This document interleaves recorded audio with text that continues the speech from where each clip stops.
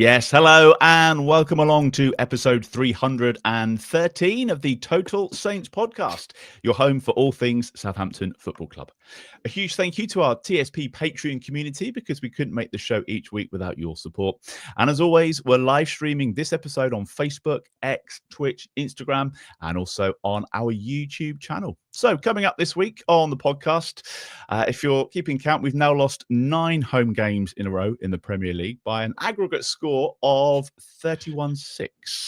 We're going to review the dreadful performance against Wolves, as we do. And we'll also be asking what happens now for the last 9 games of a miserable season. I get the feeling that something needs to change.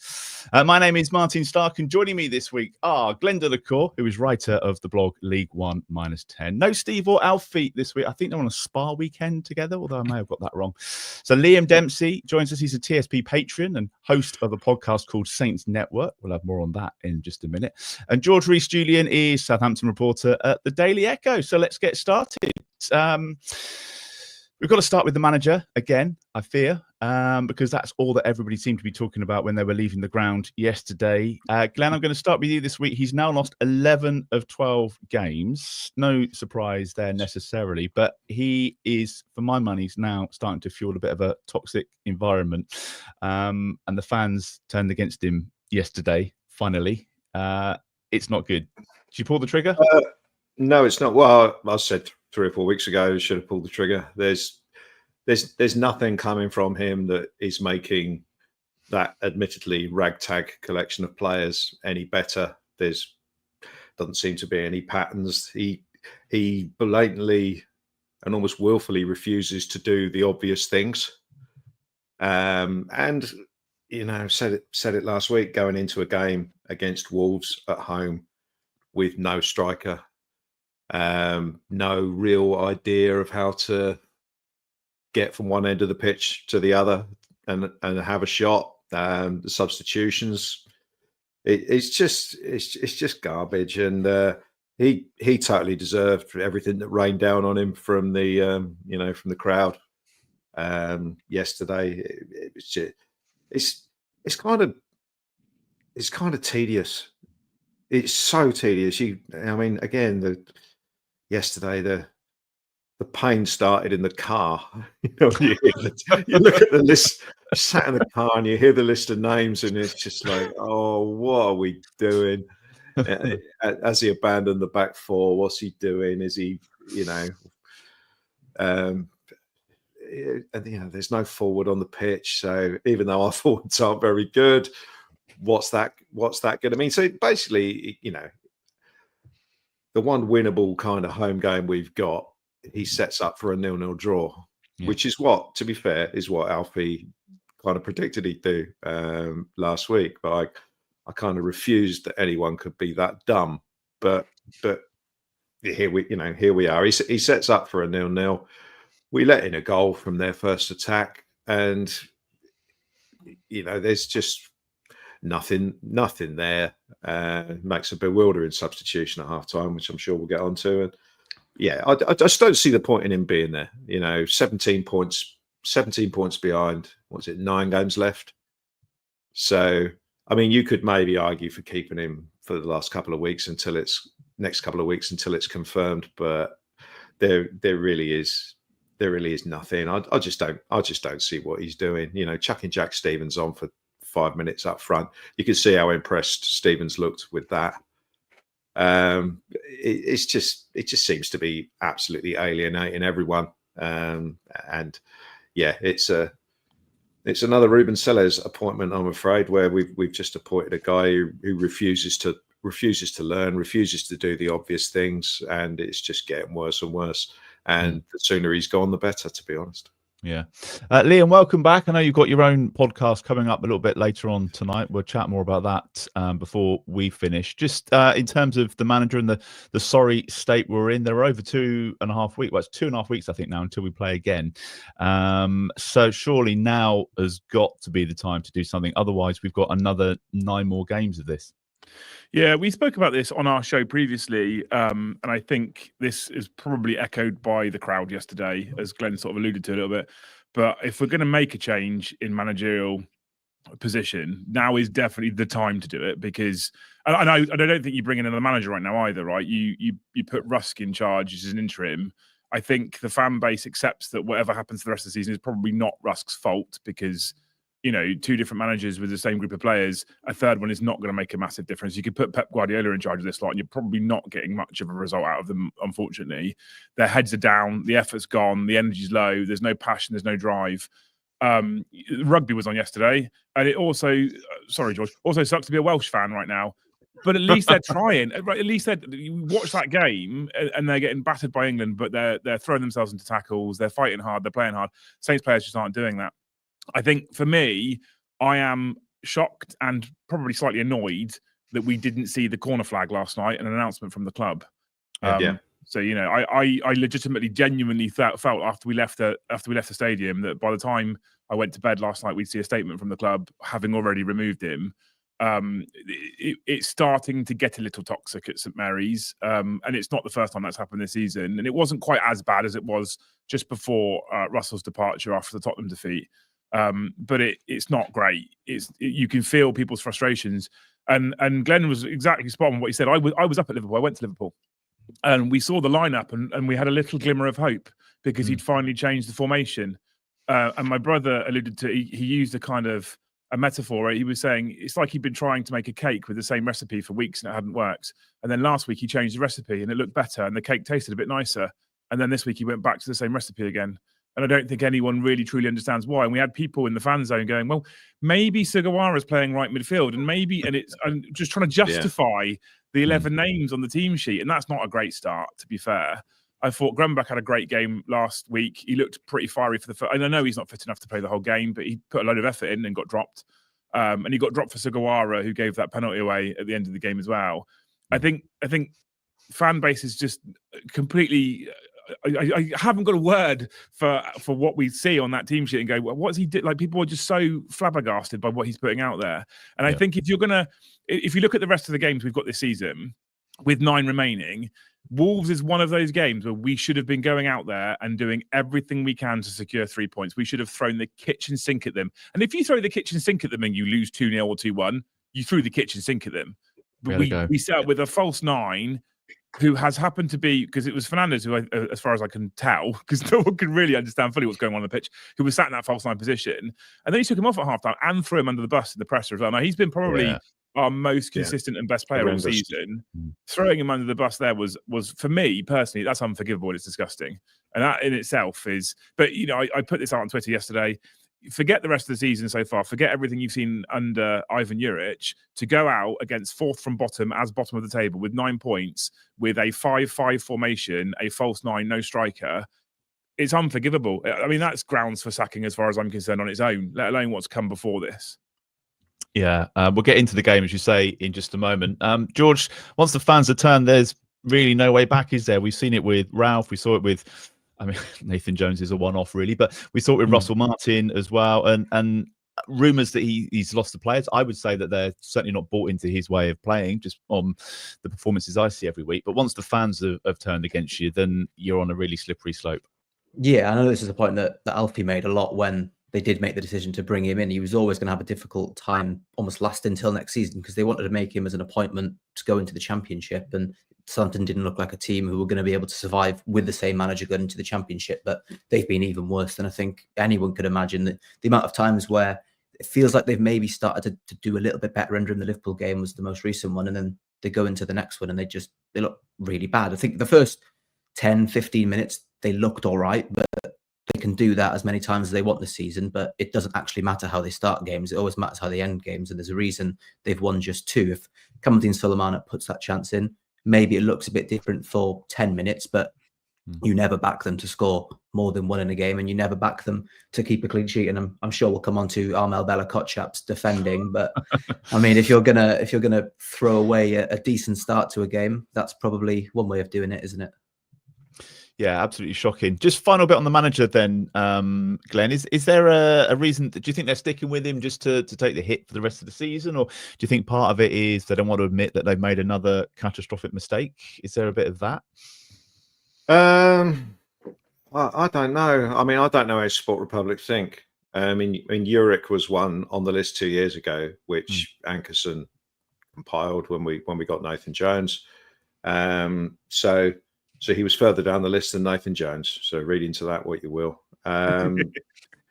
You know, I don't think, as far as PR and Sport Republic is concerned, I don't think it matters if they get rid of him. You know, you've got a sizable proportion of the crowd, the vocal proportion of the crowd, basically turning against the guy, and the only reason the Kingsland stand isn't doing it is because it's, they're not that vocal, and it's I don't see there's any way to go with this guy. I didn't realise actually that we had the best part of 3 weeks before the next game, and if we were playing the next 2 Saturdays, I'd say leave it until we're mathematically down and then get rid of him. But this is as good a time as any. Why have him stinking up the place for another sort of 2 or 3 weeks? I mean, the next game is, you'll have to forgive me, I got so disconnected with everything. It's Wednesday. I think it's Wednesday. 2 weeks on Wednesday. It's a midweek game, isn't it? No, it's Palace at home. Palace at home. It's Palace at home. So yeah. So my point is, it's another home game. Yeah. And what's that going to be like? If we turn up and it's 5-5-0, no striker on the pitch, and the 2nd of April is. What's that going to be like in terms of atmosphere inside the ground? It's only going to get worse. Mm-hmm. So I just see there's no way that he should be here. But we never know what Sport Republic are going to do. It would be just like them to leave him in for the rest of the season, and we'll have 4,000 at home in the last game because people will just stop going. I mean, that's the thing that I noticed yesterday. I mean, there were, and I'm not blaming anyone for leaving early, but there were a lot of gaps. From the start of the second half. I mean, I saw people coming in from having their halftime pint or whatever, up the stairs, this substitution, and then the second goal went in, and it was just like funny watching people come up the stairs with a cup of coffee and then just turn around and go, just had enough. And I mean, I sit in the chapel, and up the northern end, you could see a lot of safe standing rails, put it that way, because I would say a good 30% of people had left at some point fairly early in the second half, and can't blame them at all. So I don't see as we can go into the Crystal Palace game in 2.5 weeks with Uric in charge, but stranger things have happened, and who knows? I also think, sorry to jump in, but I also think that if so we've seen some changes in the club's management over the course of the last few months. Obviously, Dragan Solak's made quite a few changes. Johan Sports has come in. He's taken over the sole chairmanship. We've seen, I can't remember the guy's name, who's now resigned from the board. I feel like this is one of those occasions where I don't think there is a point in changing the manager, really, but you could maybe earn yourself some good faith from the fan base by getting rid of him and saying, we're making big changes. We're trying to reset. This is part of that now. We're listening to the fans. You're not happy. He is dreadful. I feel like whether they accept the fact they've made a terrible appointment or not is kind of irrelevant, because just look at the results. Yeah. So you might as well go, we might as well try and win some faith back from the fans and remove him now. Fans everywhere that I've seen are screaming for Russ to take interim charge until the end of the season. So just do that and go, this is what you've asked for. We're gonna do it, because what have you got to lose at this point? We're bottom with 9 points. Yeah. What have you got to lose? It just gives you a little bit of leeway with the fans. If you got his name for a second, if Uric is there and we go 1-0 down after 10 minutes, it's just going to be horrendous. Whereas with Rusk or whoever in charge, they will at least give him a little bit of latitude, and hopefully see some fight out of the team, some sort of performance, something, just anything that you can take and go, yeah, that was better. Because under this guy, we're just not seeing anything, and it's just, it has to change, I feel.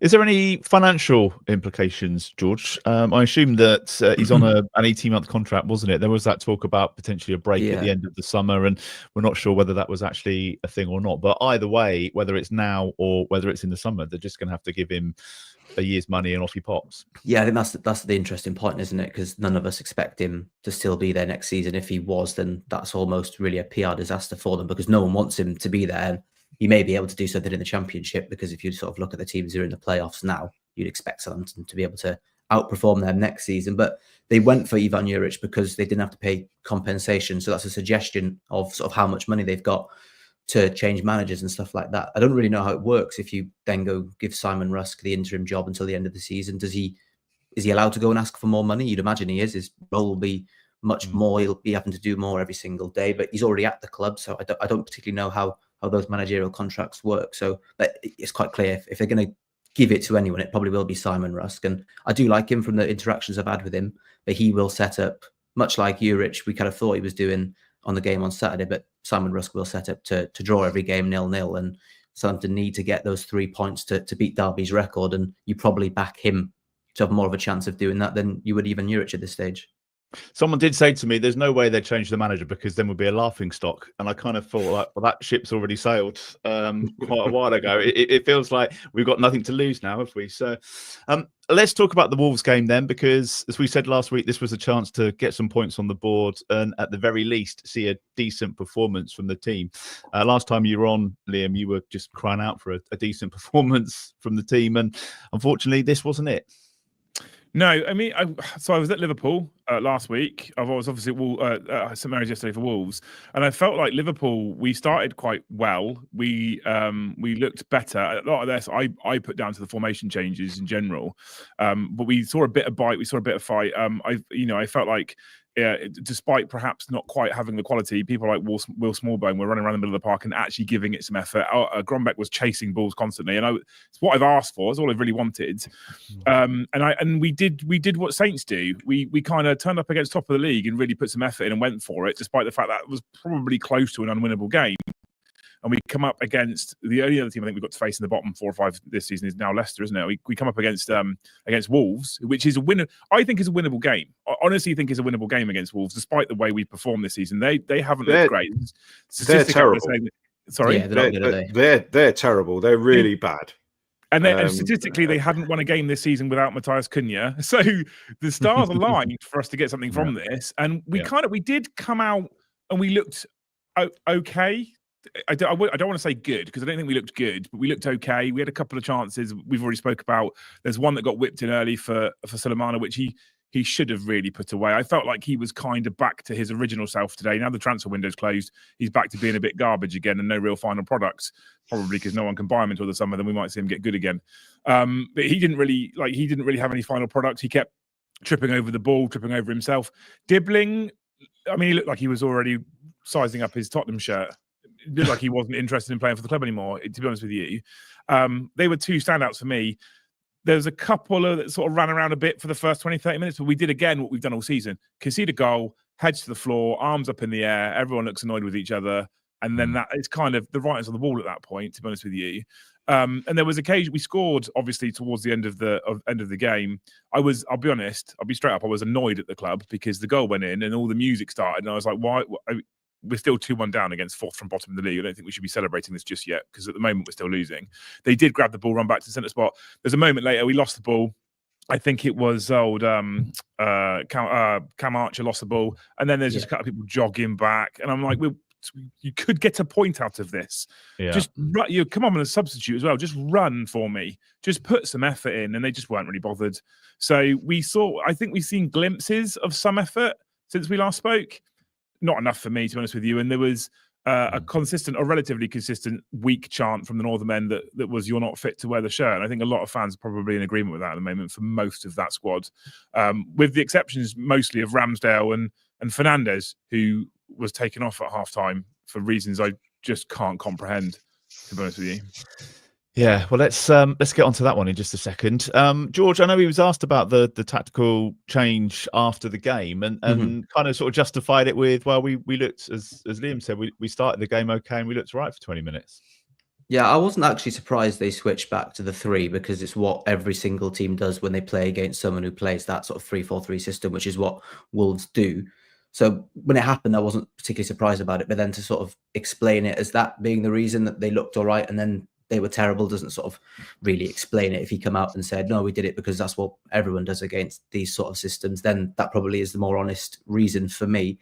But I do think the fact they did it, and I'm sure we'll get onto it right after this, they did it without playing a striker, as it's been touched on. Mateus Fernandes is, for me, the best player at the club this season. I don't really see a way they are able to keep hold of him. There's a reason he's top of the attacking and defensive metrics. He puts loads of effort in, and he is a decent player for this level. I don't think bringing Amo-Ameyaw on at halftime was necessarily the wrong thing, but it's the fact that you're taking Fernandes off. You could have probably dropped him a little bit deeper in a midfield, which needed a bit of energy.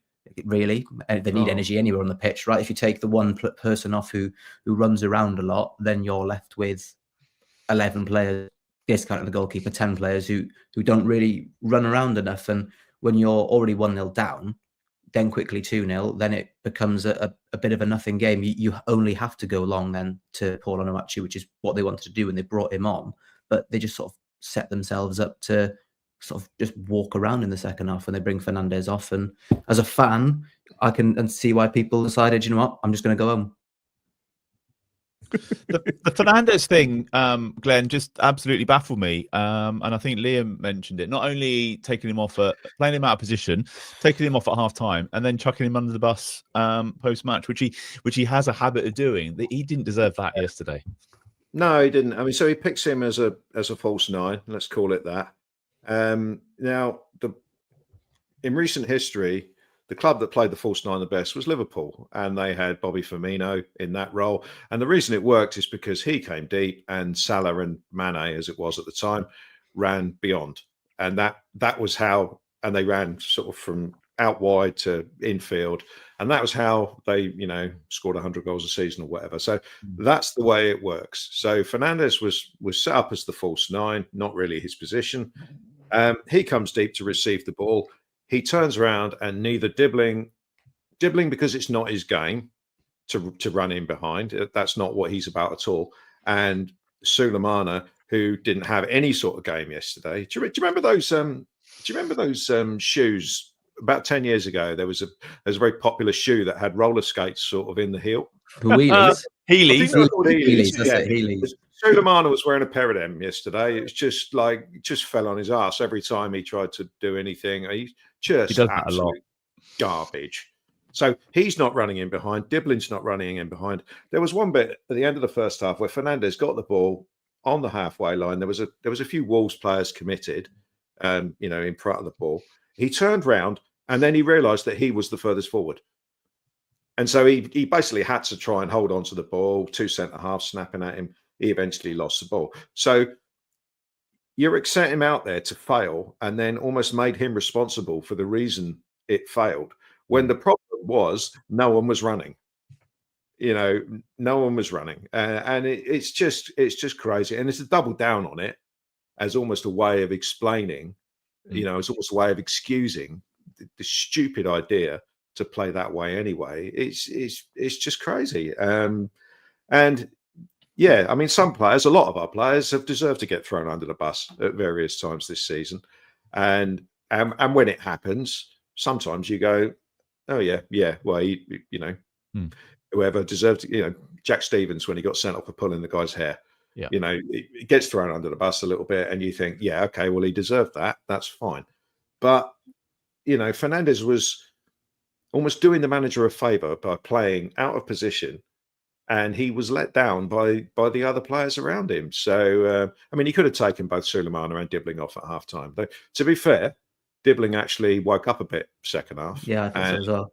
And he was half decent, and there were flashes of that player that we saw at the start of the season, which led to the goal. But it's so that was bewildering. And then he brings on Tall Paul, and even though we all know what Tall Paul's like, he's incredibly limited, and he was partly responsible for the second goal because he just didn't jump. The ball came up to him. He's not aggressive enough. He just stands there. The guy wins the ball over him, and Wolves score from that.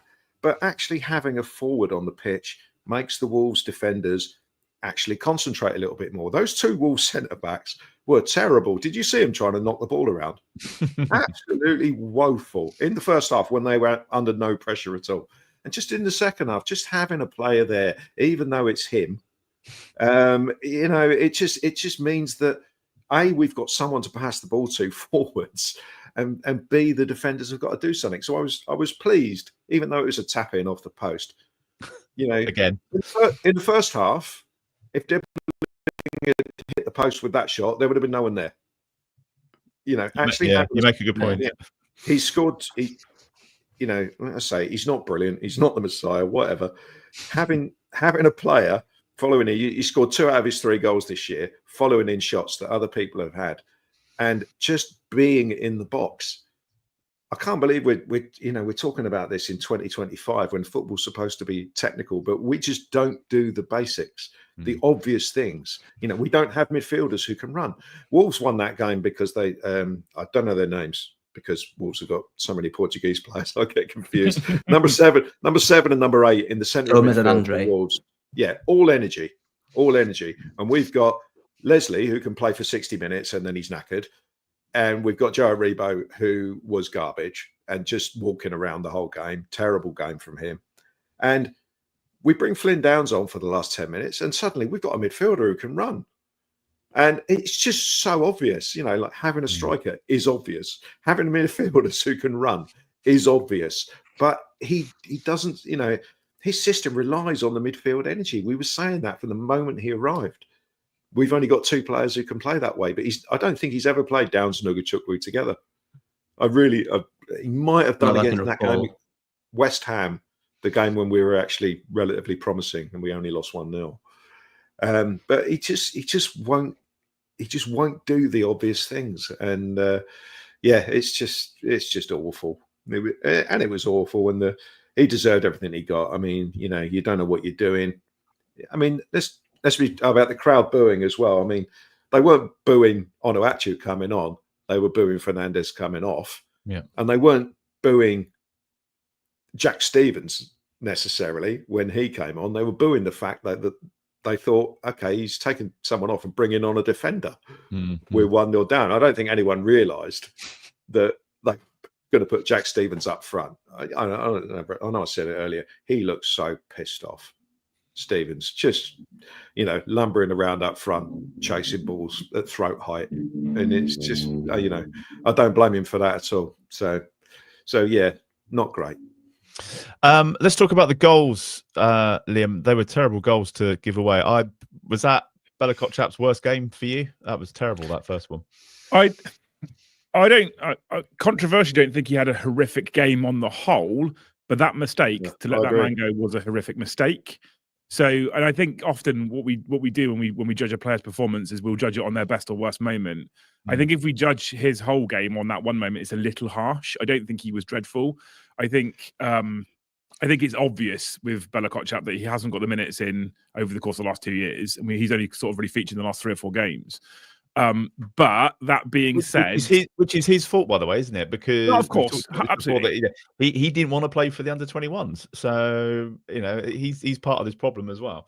He is part of the problem, and I don't like players with that kind of attitude. When you're paid under contract by a club and paid a reasonable amount of money, in fact, compared to us, paid a considerable amount of money per week, you just do as you're told. You get on the pitch and you do as you're told. I do think that. I mean, it's not Ivan Juric's fault because the Bella Kotchap thing goes back for a couple of years. But I also do think then that I don't like the way the manager handled the Fernandez situation. I don't like managers that throw players under the bus. I have no problems with them getting in the dressing room and pointing the finger and screaming and shouting. But in front of the press, unless they've done something ridiculously stupid like Paul Cucurella's hair, I don't believe managers should throw players under the bus.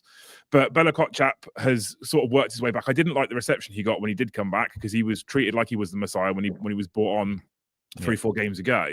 I think on the whole, he's been relatively solid. He's looked okay. He is just off the pace, which is his own fault.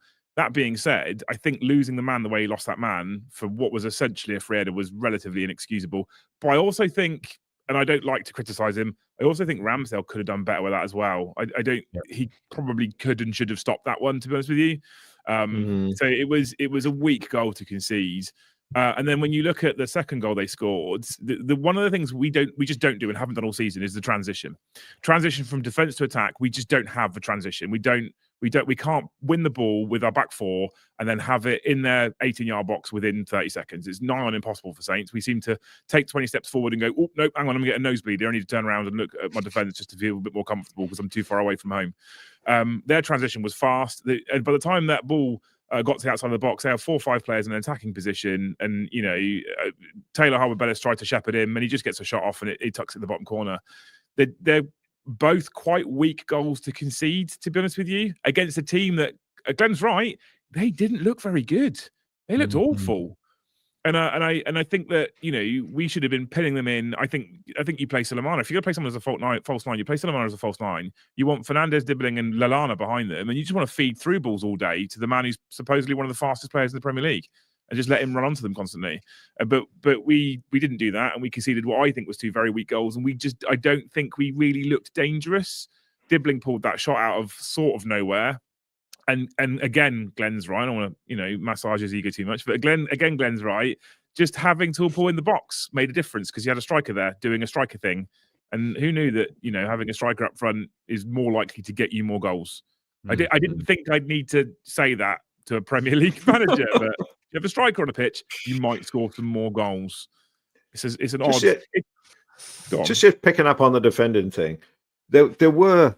I mean, it's hard to tell because you never know how closely they're following instructions. But it looked to me like we were supposed to be a back 5 out of possession and a back 4 in possession, if that makes sense. So Sugawara pushed on.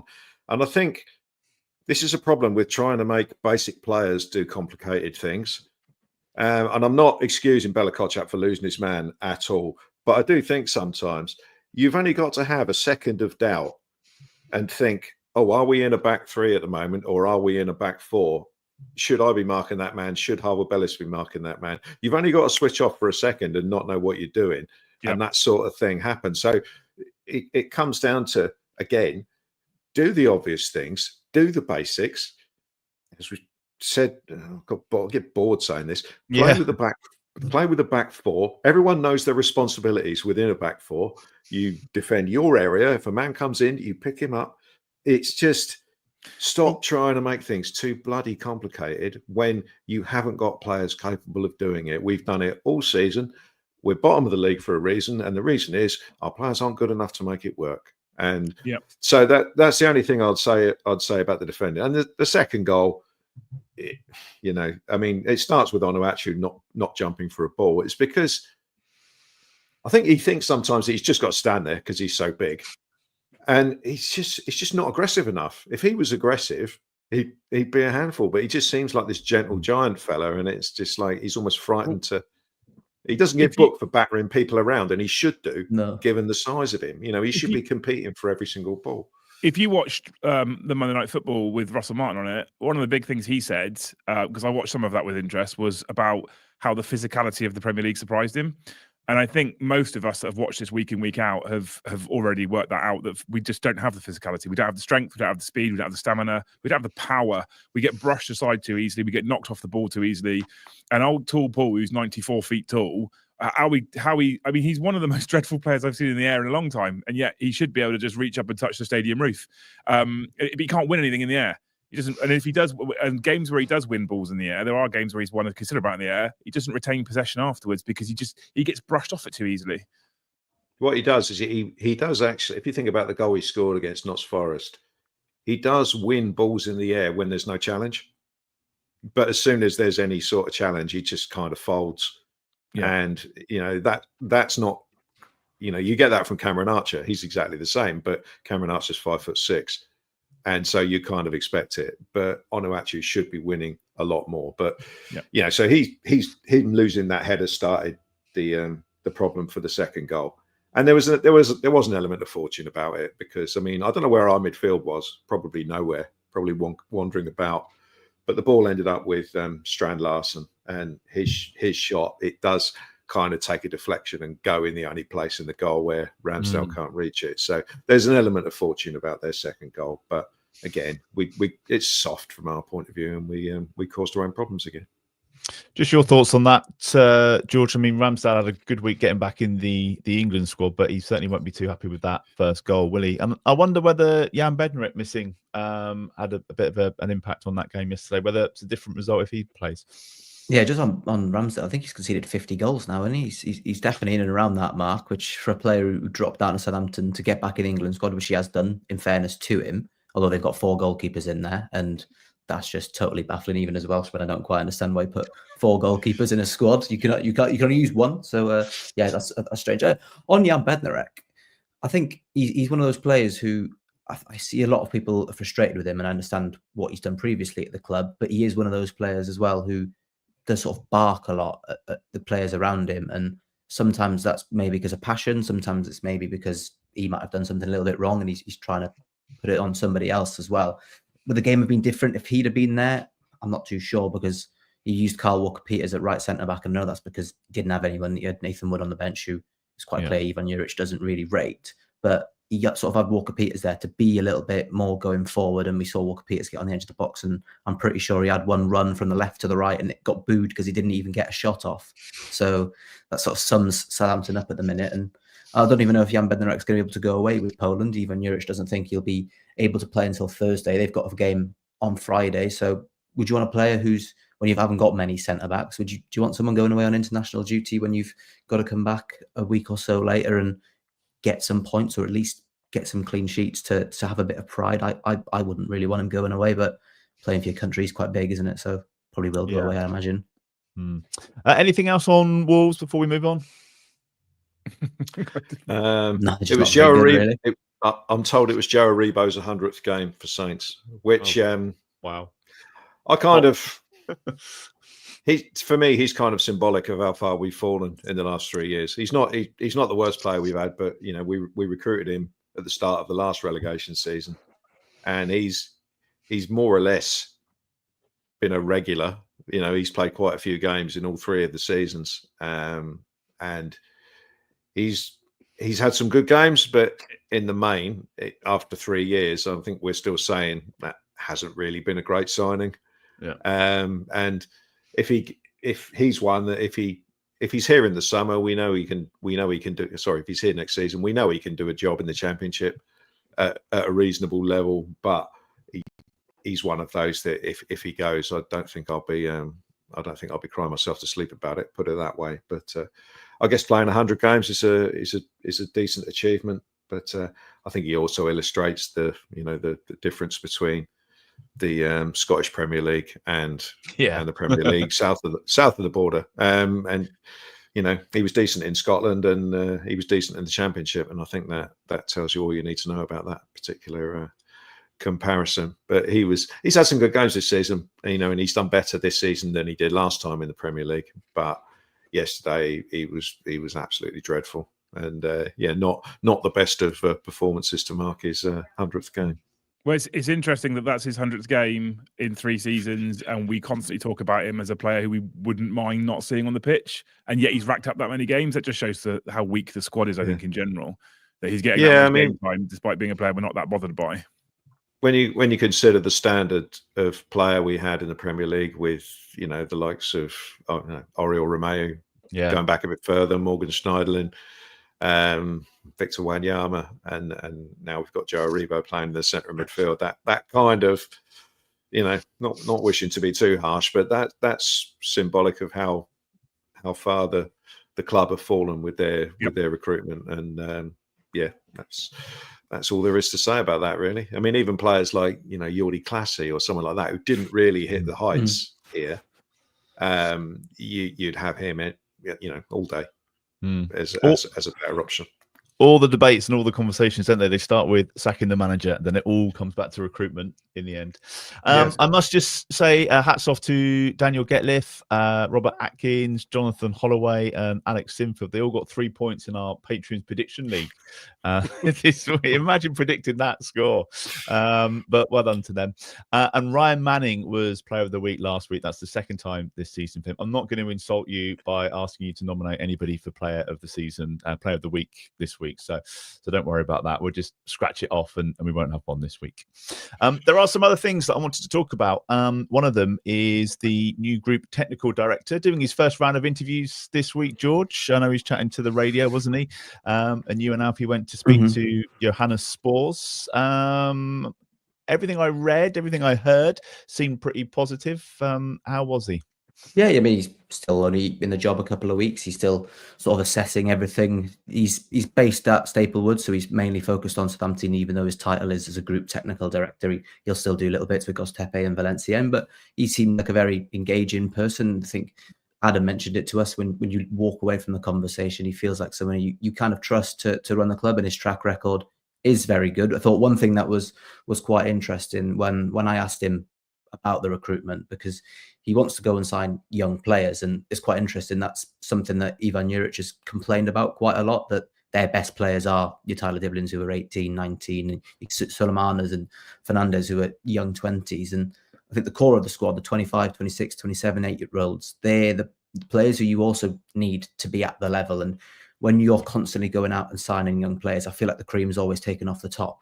And I asked him, are they going to sort of readdress that balance? And he says he doesn't really see a difference between young players and older players. And I think in the Championship, you can get away with that a little bit more. He said himself that the Championship is far more of a physical league. So being younger means you can probably play more games, even though Mateus Fernandes has apparently been pulled off because he's 20 years old and can't do enough. But I think it's quite interesting. I think he's probably someone he's clearly a recruitment expert, and he has overseen promotions previously, 3 when he was at 777 Group. So he does know how to get teams promoted, although he's not worked in the English game. I think they will probably have to once again be smart with who they go and get. I don't expect them to have loads and loads of money to spend, even if they do go and sell Diblin and Ramsdale and maybe Harwood-Bellis, some of these players who can go for big money, but they'll have to be smart. And the fact he come out and spoke about how he knows they're going to be in the Championship next season is quite clear what they're preparing for. And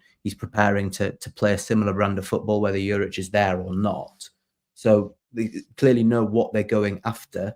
Hopefully now they can use the 3-4 months of preparation time that they've got from a recruitment standpoint to go and get the recruitment right. And not only to get it right for being in the Championship, but to go up at the first time of asking and then actually have a squad that can compete in the Premier League, rather than needing to completely refresh the squad if they are to go up the first time of asking, which is what they ultimately need to do.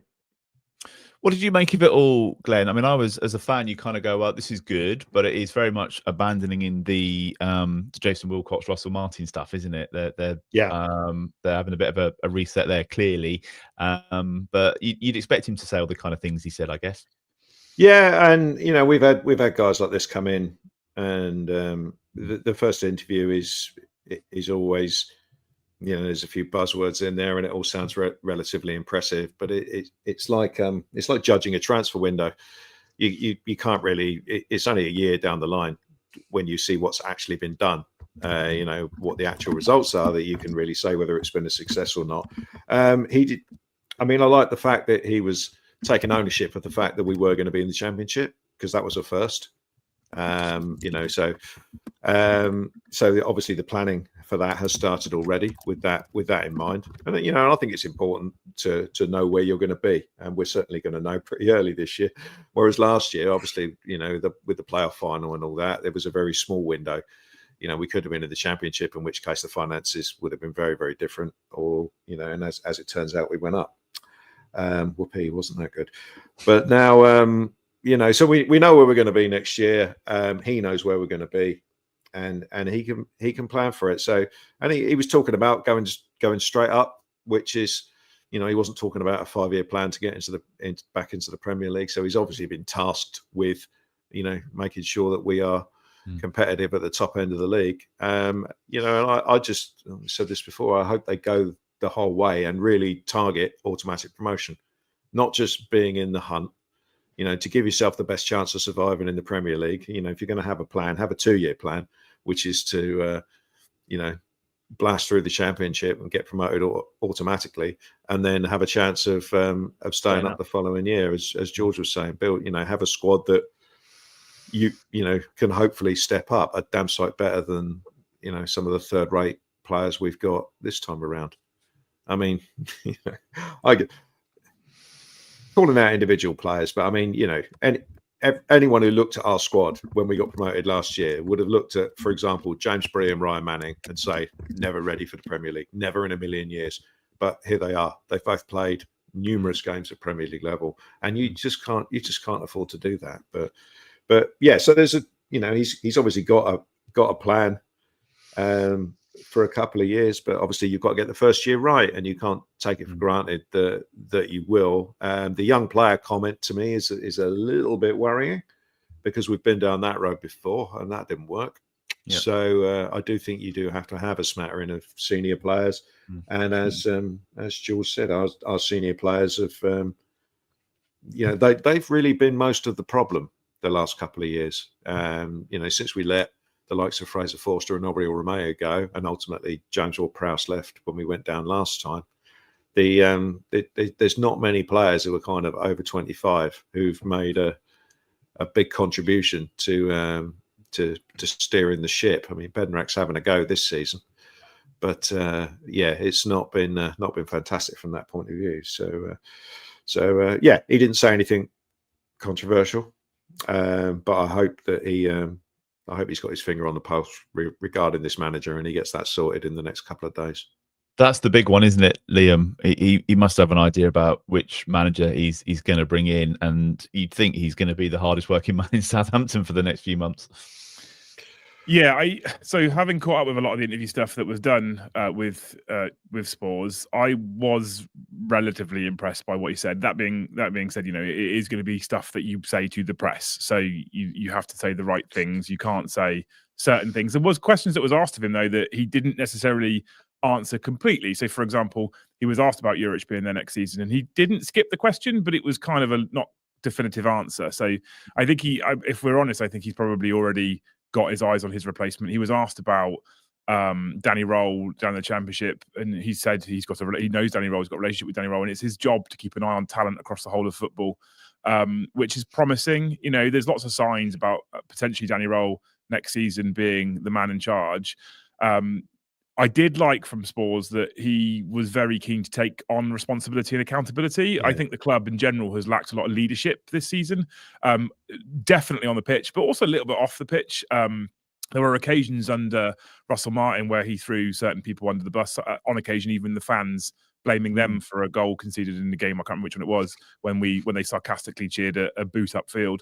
Obviously, we've seen Juric now, who's thrown a couple of young players under the bus. People just don't seem to want to take that responsibility.